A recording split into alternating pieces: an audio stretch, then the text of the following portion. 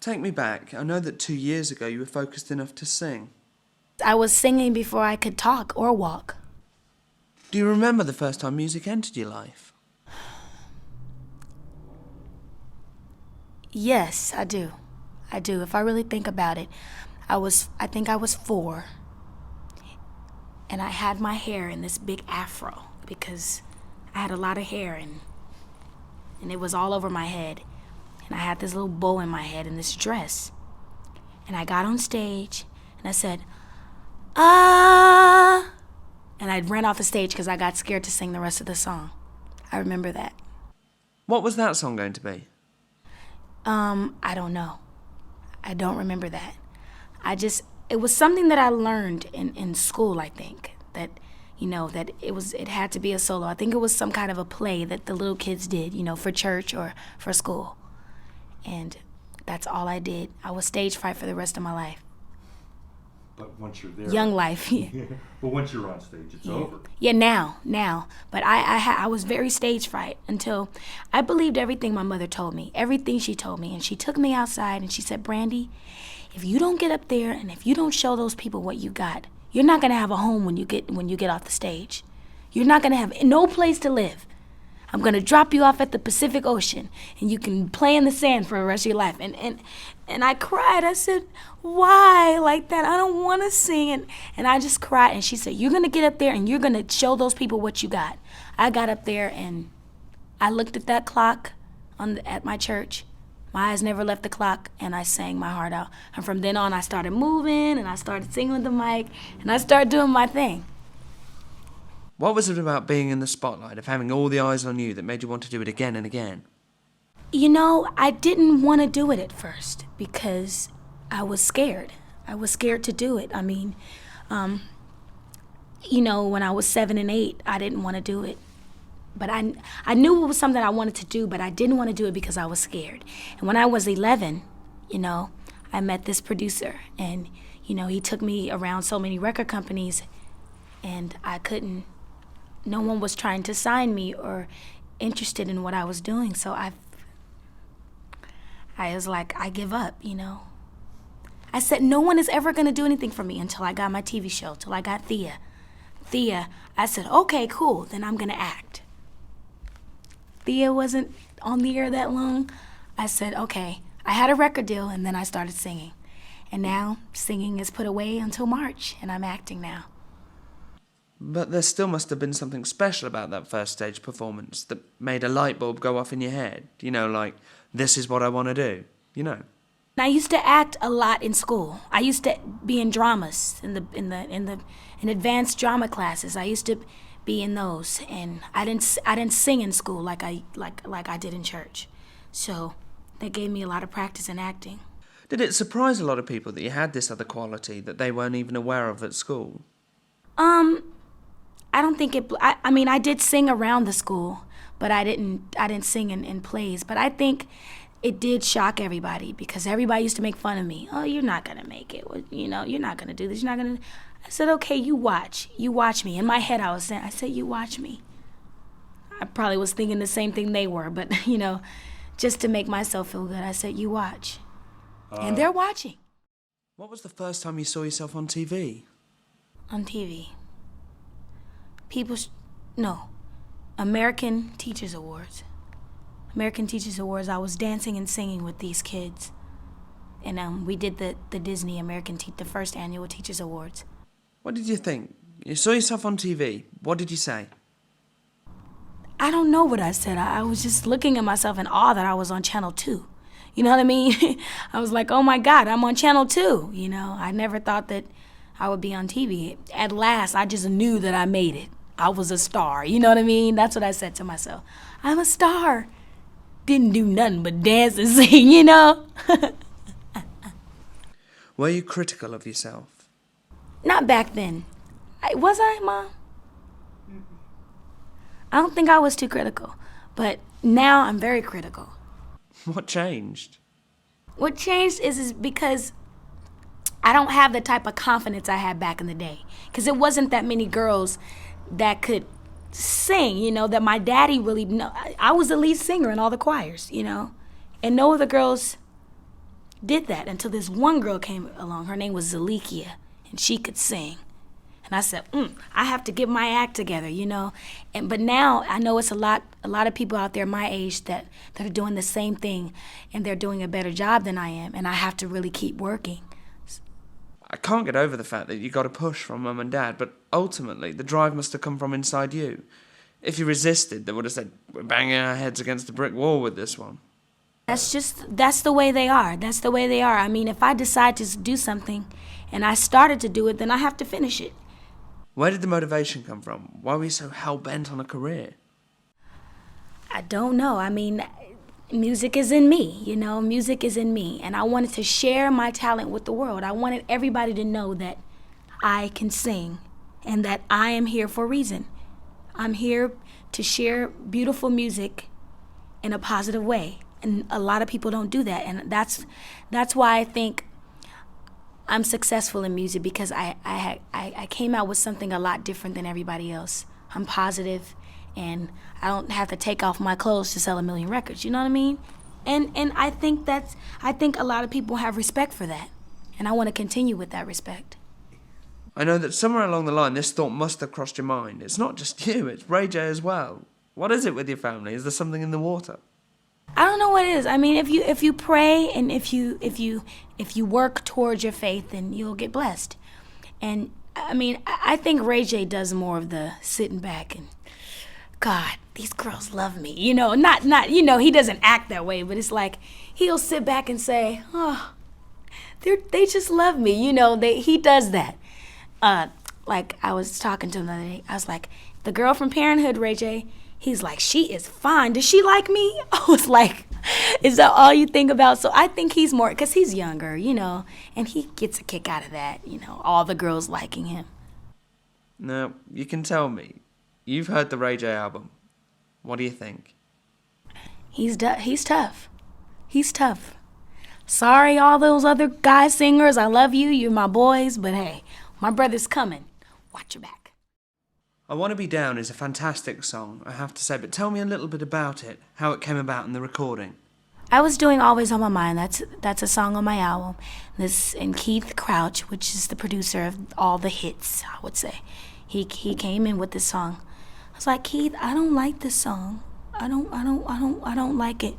He says, you gonna have to sing it, 'cause it's gonna be a hit. I was like, I don't want to sing it, Keith. I'm not gonna sing it right. Took me about 2 days to do that song because I wasn't vibing it until I heard it over and over and over and over. And I mean, that's one of my favorite songs now. I love singing that song now. Let's look at the song Baby. Baby, I like Baby a lot. I like Baby because it was really funky, you know. It was really funky, and I did it in one take because I was just like ready to get out of the studio. So I really love the song, so I did it in one take. So if you hear anything messed up on the song, that's because I did it in one take. Speaking of Ray J, why don't we go to Best Friend from there? Yeah, Ray J is my best friend, and that song really means a lot to me.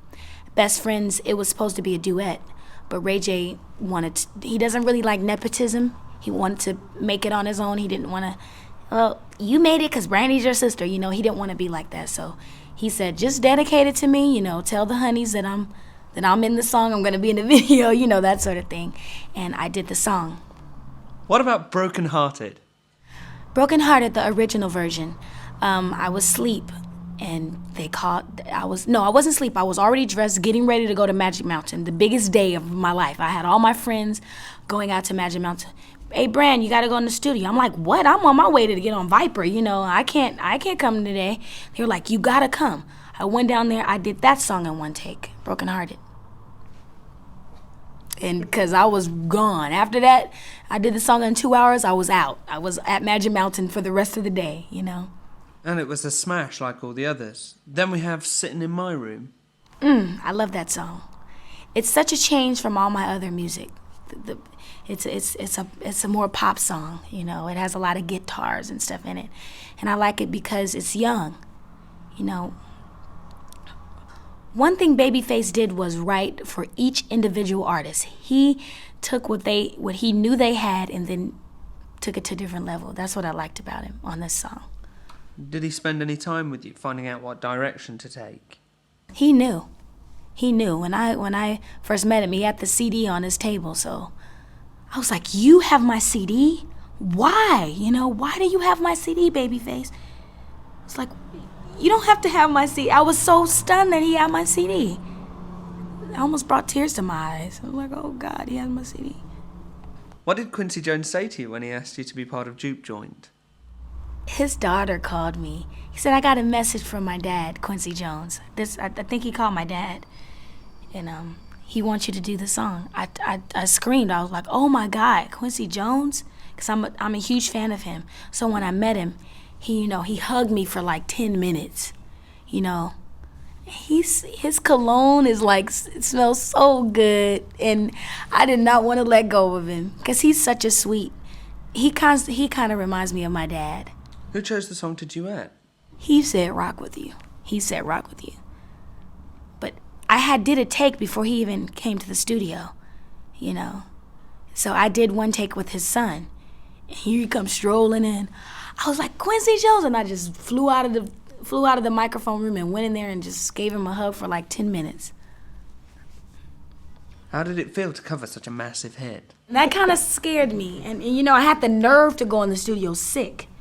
I was sick in the studio. And I did it sick. And Heavy called my mom. Heavy D called my mom.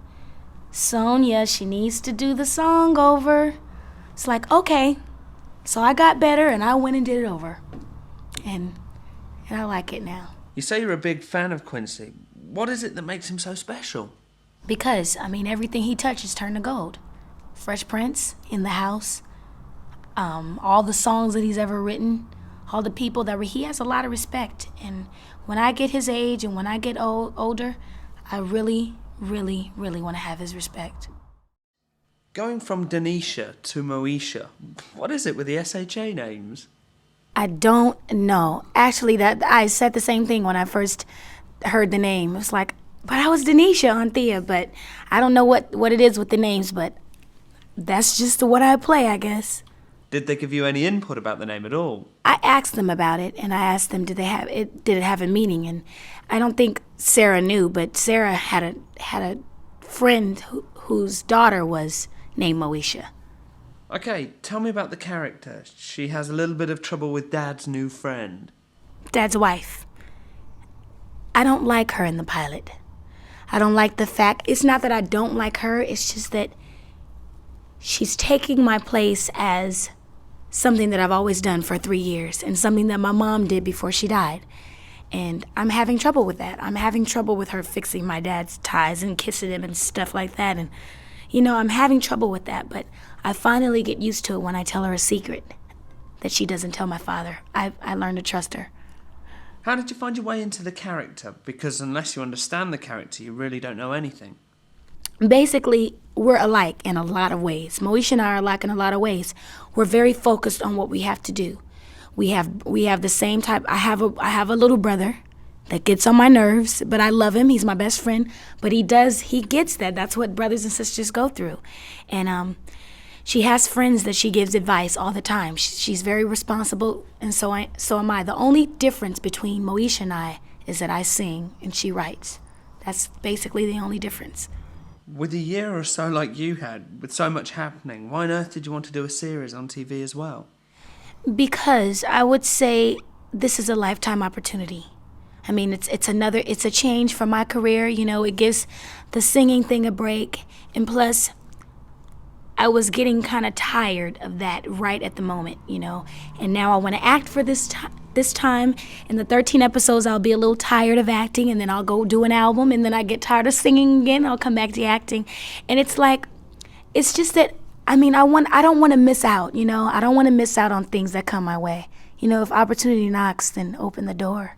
I'm not the first person to say this to you, and I know I won't be the last. But what a perfect situation for you to go from a 6-week TV show straight into the recording studio to the video shoot. Why do you want to keep all these things separate? Because when I'm a singer, I'm a singer. And when I'm an actress, I'm an actress. It's like, I don't want to get it because it's a saying that if you sing, you can't act. If you act, you can't sing. Whitney proved that was wrong. Whitney proved it was wrong. And I'm trying to do the same thing. How do you keep them apart? For instance, Moesha does not sing. She can't sing. She's a horrible singer. You know, she's a horrible singer. And Brandy, she sings a little. You know what I mean? She sings a little and she doesn't act. You know what I mean? So that sort of thing. And are Brandy and Miss Norwood two separate people as well? No, Brandy, I just wanted to be like just Brandy. I don't know why. That wasn't like a very important part of the whole thing. But Brandy Norwood, I figured since I don't have it on my stage name, I may as well have it as Moesha, you know. It's kind of all planned out. What are your hopes for this show, for Moesha? I hope for the top. I hope for I hope this show becomes the biggest hit ever. I really do. I hope it takes UPN to the next level. You know what I mean? I mean, that's why I like UPN so much, because they're giving us a chance, and we're going to try to give them a chance too. You know what I mean? They took a chance on us, and, you know. As far as the character goes, what are your hopes for her as a person? Moesha, I would want her to grow up to be a role model. I want her to be a respectable woman. I want her to be a woman that's gained a lot of respect from people. And I think respect is important in life, period, you know. I want her to have a good name, you know what I mean? Like, when the show is on its 8th season, when the show is on its 8th season, when the show dies out, hopefully Moesha will be remembered forever. Not a bad deal. Would you be friends with her? I would be friends with her. Brandy would be, actually, Moesha's the girl that I'm looking for to be my best friend. You know what I mean? Because, I mean, she's together, you know what I mean? Her head is together. She's responsible. You know, she's not really into the wild stuff that her friends are. She pretends like it, but she's not, you know? She puts on this big act that she's just all into the mix. But she's not. She isn't. She's into her work, and she's there. And I haven't met a friend like that yet. I haven't met a friend like me yet, you know, that can relate to me. What quality did you admire in your musical heroes, and how have you incorporated those qualities into your career? The class, the respect, the charisma, you know, that special attitude that they had, not in a sarcastic. They had a lot of animosity. She had a lot of animosity. Unreal. And I fell in love with that, and now I'm trying to get to that point. Not only in my singing, but also in my acting, you know. I want to have that special kind of style, you know. I have my own style of singing, but I want people, when they hear my voice, they say, that's Brandy, you know. That's the way she is, you know. You know, when my expressions when I'm acting, you know, they can put the TV on mute and they can read what I'm saying on my face, you know. I want that type of style, you know, in my acting. I know that Whitney's name has come up a lot of times, but there's also Aretha and Stevie. What do they have? Like I said, the charisma, the talent. It's like it was real for them, you know. That's the only thing they had that could set them there was their talent. Times have changed now, you know, and I'm the type of person that's trying to bring back in the real life music and the real life style of singing. Most people coming out singing and they still make it, you know what I mean? They're not singing like they are.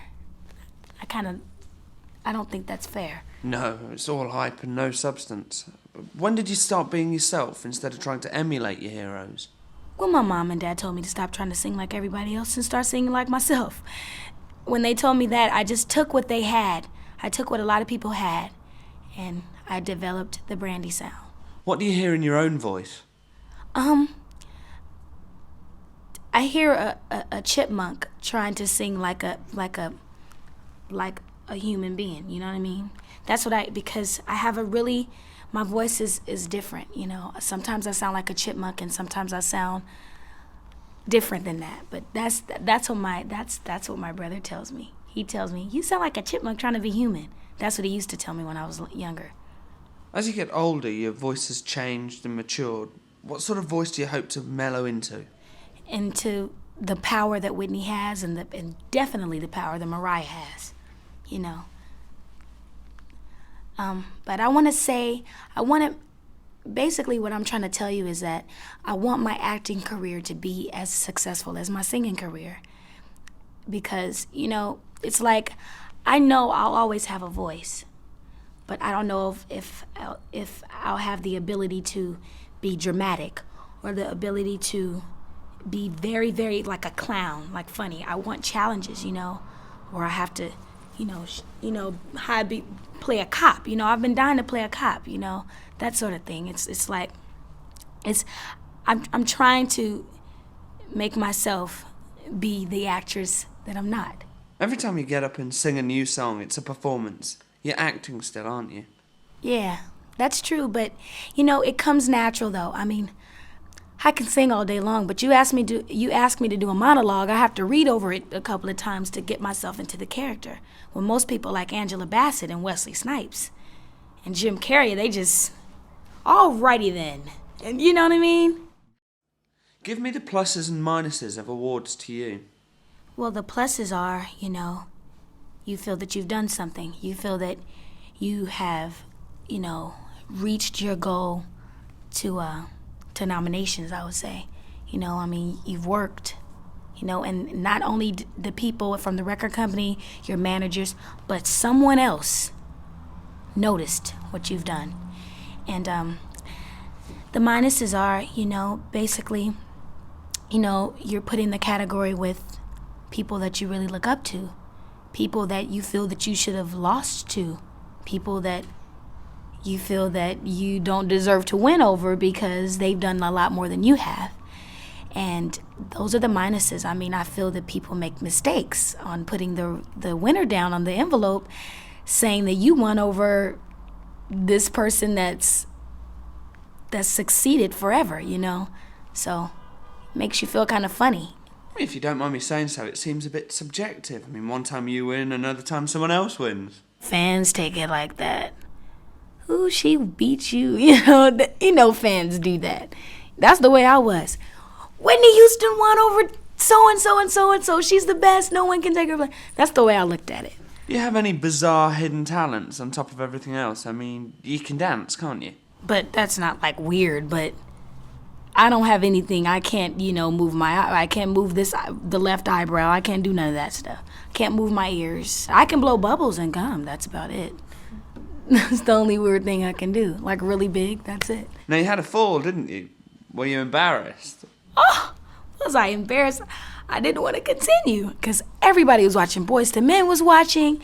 Babyface happened to come out and watch that show, and I just fell right dead smack on my butt.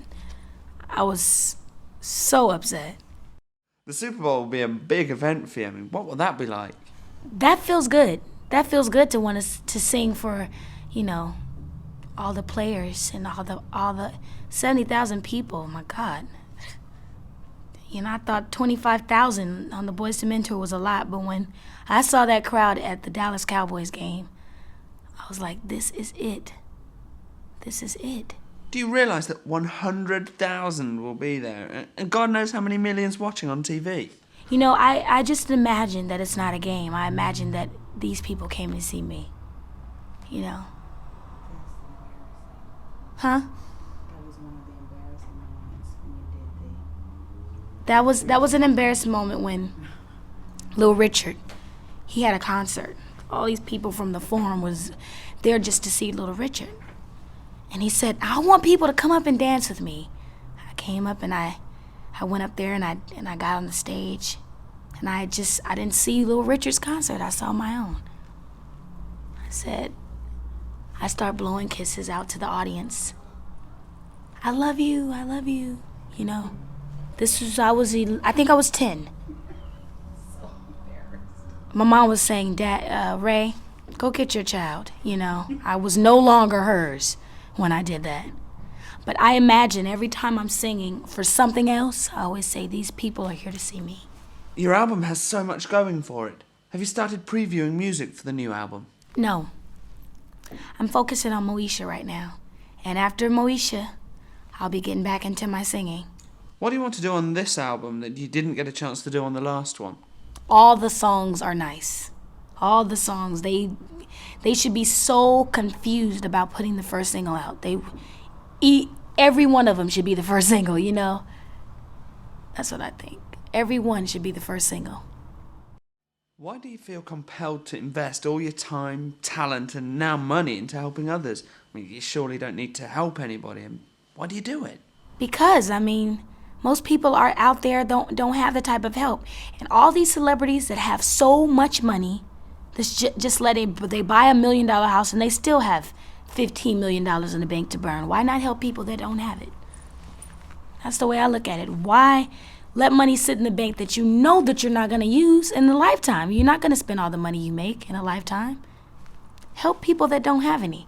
I bought a whole 4 bags of Toys R Us toys for these kids for Christmas because they don't have. I have. They don't. And if I didn't have, I would want someone that had to give to me. I know you're young and life maybe seems permanently new. How do you stay motivated? That's a hard question because sometimes I don't want to be motivated, but I have no choice. You know, I have no choice but to want to be the best. You know? And I want to show people the best through my work. And in order to show them through my work, I have to work. You said something about your "I'll show you" attitude. What motivates you more, success or failure? Failure. The more I think about failing, the harder I work. If I think about success all the time, then I'll get the big head and say, hey, I don't have to do this. You know, but when I think about this might not last a long time, that's why I'm taking my butt to college. That's why I'm going right to college. When you were a baby, you wanted to be a lawyer. Do you still want that now? I still want to get a piece of that. You know, plus, a lot of things are happening today in the world and you can make a nice amount of money if you're not doing anything else. Something tells me you'll have enough on your hands already. I want to have my own record company, my own incorporation, my own business, and, you know, because, I mean, it's a lot of people that can work, you know, like I would take people from my community and just hire all of them, you know, that don't have a job or, you know, most people are selfish. They get a corporation and don't hire anybody that they've been with forever. And record company, I have rappers that I'm interested in now in my neighborhood. Get my own record company, sign them, you know, because they want to do it. Claims on behalf of her continued level-headedness still come from all quarters, and no less an institution than UNICEF has recently demonstrated its belief in her maturity by naming her as the first ever international spokesperson for youth. With the sponsorship of the US government, she'll spearhead an attempt to help improve the lives of children in developing countries by speaking out about the conditions in which these children live and by encouraging others to contribute money and volunteer their services abroad. What do you do today to ensure that there will be a professional life for you tomorrow? Have faith, pray, listen to my mom and dad, and I won't go wrong. Where does the work come in? I mean, what goals have you set? I know you have goals. Yeah, I do. I have the goal to be the best-selling female artist in the world. The best actress in the world. Anything that I can be best at, those are my goals. And hopefully I'll get them.